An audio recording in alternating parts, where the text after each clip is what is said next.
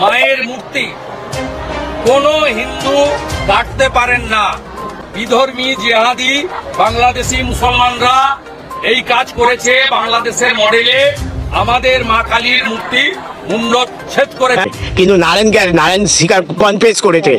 হ্যাঁ, ওই নারায়ণ বলেছে আমি ভেঙেছি, আমি মদ খেয়েছিলাম, আমাকে ভাঙতে বলেছিল, তাই আমি ভেঙেছি। প্রিয় দর্শক, আমরা সকলেই জানি যে বিশেষ করে এই বাংলায় যদি কোনো কিছুই ঘটে তাহলে পুরোপুরি সেই দায়টা সম্পূর্ণভাবে মুসলিমদেরকে দাগিয়ে দেওয়ার চেষ্টা করে এই রাজ্যের একমাত্র বিরোধী দলনেতা শুভেন্দু অধিকারী। তো প্রিয় দর্শক, এই মুহূর্তে আমরা দেখে নেব যে বিশেষ করে এই কাকদ্বীপ ঘটনায় যিনি আপাতত গ্রেপ্তার হয়েছেন এই নারায়ণ হালদার, তানার পিছনে কি কোথাও কি হাত রয়েছেন আরএসএস, বিজেপির বা শুভেন্দু অধিকারী কতটা জড়িত, কি বলছেন জনৈক ব্যক্তি, শোনাবো আপনাদের। হ্যাঁ, ওই নারায়ণ বলেছে আমি ভেঙেছি, আমি মদ খেয়েছিলাম, আমাকে ভাঙতে বলেছিল, তাই আমি ভেঙেছি। আর শুভেন্দু অধিকারীকে ইমিডিয়েট অ্যারেস্ট করা উচিত, কেন উনি একটা পশ্চিমবঙ্গে একটা ক্যাওয়াস সৃষ্টি করার চেষ্টা করছে। এটা কাকদ্বীপে হচ্ছে, আরেকটা কোন জায়গা হচ্ছে সেখানেও অনেক হিন্দু লোক দু একজন ধরা পড়েছে। এই যে নারায়ণ হালদার না কি নাম, এ হচ্ছে আরএসএস এর লোক। একে প্ল্যান পুরি করে ওই মা কালীর ওইটা মানে মূর্তি ভেঙে পুরো মুসলিমদের নামে দোষ দিয়ে একটা বিধানসভা ইলেকশনের আগে একটা গন্ডগোল বাধাবার সৃষ্টি করি। শুভেন্দু অধিকারী একজন মিথ্যাবাদী। উনি হচ্ছেন সবসময় মানে যে বক্তব্য রাখে পুরো 100% হচ্ছে মানে মিথ্যা কথা বলে। আর ওনাকে লালন পালন, ওনাকে নেতা করেছে হচ্ছে মমতা ব্যানার্জি, নাহলে ওনাকে কেউ চিনত না, ওনার কোনো যোগ্যতা ছিল না নেতা হওয়ার। উনি বিশ্বাসঘাতক বেঈমান। মমতা ব্যানার্জি না থাকলে উনি এমপি হতেন না, নাহলে রাজ্যের পরিবহন মন্ত্রী হতো না। উনি মমতা ব্যানার্জি ওনাকে করে মানে মন্ত্রী করেছে, এমপি করেছিল। উনি তৃণমূল ছেড়ে বিজেপিতে গেছে। আর বিজেপি হচ্ছে আরএসএস ওরা হচ্ছে মুসলিম বিরোধী। আর ওরা সবসময় একটা গণ্ডগোল বাঁধাবার চেষ্টা করছে সারা পশ্চিমবঙ্গে, যে মানে একটা ক্যাওয়াস, যাতে মমতা ব্যানার্জির উপর বদনাম হয় বা মমতা ব্যানার্জি সরকারকে একটা হেয় করা যায়। কিন্তু এটা পারবে না। শুভেন্দু অধিকারী ভাবছে উনি সিএম হবে, কিন্তু ওনার দল সিএম করবে না। ভেবেছিল এই গণ্ডগোল এই মানে ক্ষমতা আসবে। শুভেন্দু অধিকারী একজন অপদার্থ, অযোগ্য লোক, বেঈমান লোক।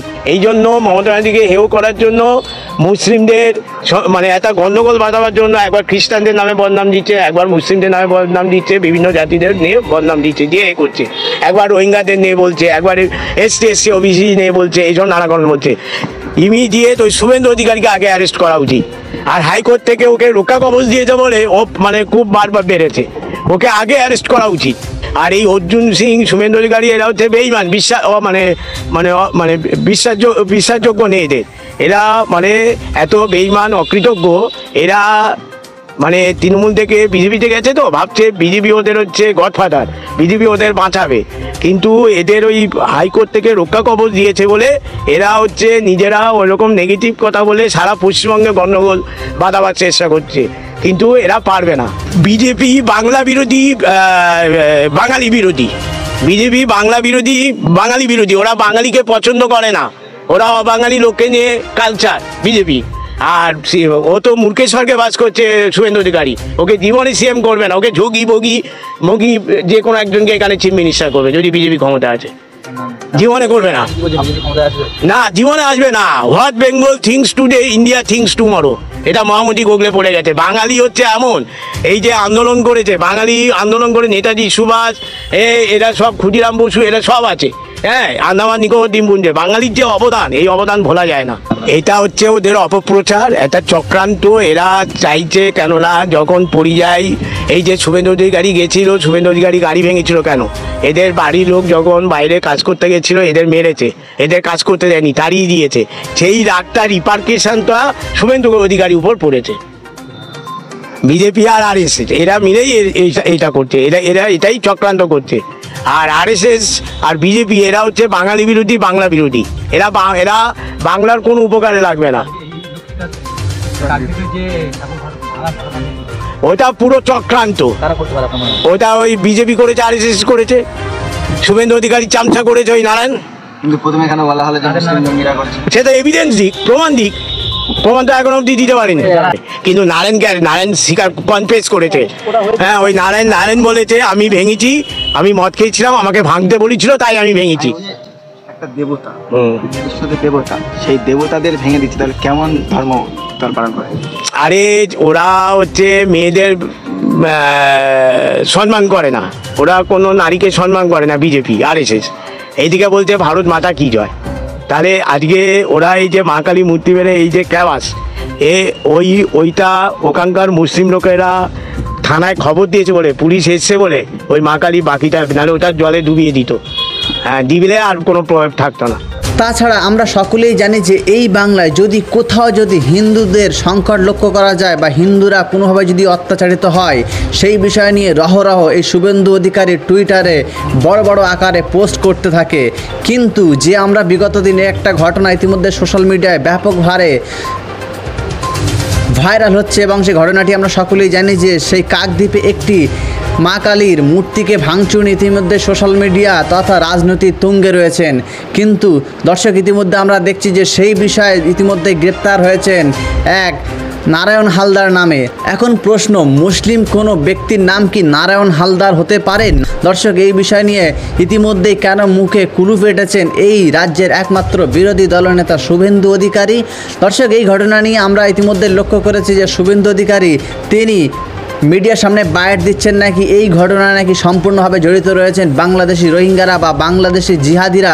বিশেষ করে পশ্চিমবাংলায় যদি কোনো লুঙ্গি বাহিনী দেখে তাদেরকেও যে মুসলিম বলেই তাদেরকে লুঙ্গি বাহিনী, জঙ্গি বাহিনী তকমা দেন এই শুভেন্দু অধিকারী।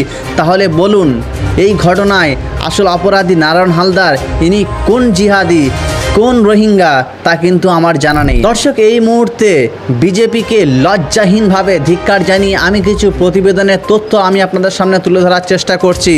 শুভেন্দু ভক্তদের যদি ক্ষমতা হয়ে থাকে তাহলে আমার এই বক্তব্যকে ভুল ধরে দেখাক। বক্তব্যটি হলো, শুনুন। আমরা সকলেই জানি যে মুর্শিদাবাদে কাশেম বাজারে কালী মূর্তি ভাঙচুর ঘটনায় গ্রেপ্তার হয়েছিলেন এক RSS ঘনিষ্ঠ, যার নাম ছিল তাপস মণ্ডল। দ্বিতীয়, আমরা সকলেই জানি যে বেলডাঙ্গায় কার্তিক পুজোর প্যান্ডেলে একটি লাইটিং করে আল্লাহ নামের কুরুচিকর মন্তব্য করেছিল। সেটা নিয়ে তখন বিশাল রাজনীতি তুঙ্গে ছিল এবং বিশাল শোরগোল সৃষ্টি হয়েছিল আমাদের এই পশ্চিম বাংলায়। এখন সেই পুজো প্যান্ডেলে যে আল্লাহ নামের একটি লাইটিং করে যে একটি কুরুচিকর মন্তব্য ছিল, আল্লাহ ইজ ... সেই ঘটনায় যিনি গ্রেপ্তার হয়েছিলেন বজরং দলের সদস্য সায়ন হালদার। তৃতীয় যে তথ্যটি আমি আপনাদের সামনে তুলে ধরার চেষ্টা করছি সেটা হলো চাপড়ায় সরস্বতী ঠাকুরের ভাঙার যে একটি ঘটনা তখন খুব গুরুত্বপূর্ণভাবে আমাদের সামনে উঠে এসেছিল। সেই ঘটনায় যিনি গ্রেপ্তার হয়েছিলেন বিজেপির পঞ্চায়েত সদস্য প্রসেনজিৎ ঘোষ। এবং চতুর্থ যে তথ্যটি যেটা ইতিমধ্যেই ঘটেছে কাকদ্বীপ, যেটা নিয়ে ইতিমধ্যেই রাজনীতি তুঙ্গে রয়েছেন, যে ঘটনা ইতিমধ্যে সোশ্যাল মিডিয়ায় ব্যাপক হারে ভাইরাল হচ্ছে এবং সেই ঘটনায় যিনি আপাতত গ্রেপ্তার হয়েছেন তিনি আর কেউ নয়, RSS ঘনিষ্ঠ নারায়ণ হালদার। দর্শক, তাহলে বলুন, এই মুর্শিদাবাদের কাশেম বাজারে কালী মূর্তির ঘটনায় যিনি গ্রেপ্তার হয়েছিলেন তাপস মণ্ডল, দ্বিতীয়ত বেলডাঙ্গায় কার্তিক পুজোর প্যান্ডেলে যে ঘটনায় গ্রেপ্তার হয়েছিলেন সায়ন হালদার, এবং চাপড়ায় সরস্বতী কাণ্ড ঘটনায় যিনি গ্রেপ্তার হয়েছিলেন ইতিমধ্যেই প্রসেনজিৎ ঘোষ, এবং কাকদ্বীপ ঘটনায় যিনি আপাতত এই মুহূর্তে জবানবন্দি বা গ্রেপ্তার হয়েছেন নারায়ণ হালদার। এরা কি মুসলিম? এরা কি সত্যিই মুসলিম? যার বক্তব্য ইতিমধ্যে উগরে দিচ্ছেন বারবার শুভেন্দু অধিকারীরা। ভিডিওটি বেশি বেশি করে লাইক করুন, আপনার ফ্রেন্ড সার্কেলে ছড়িয়ে দিন যাতে ভিডিওটি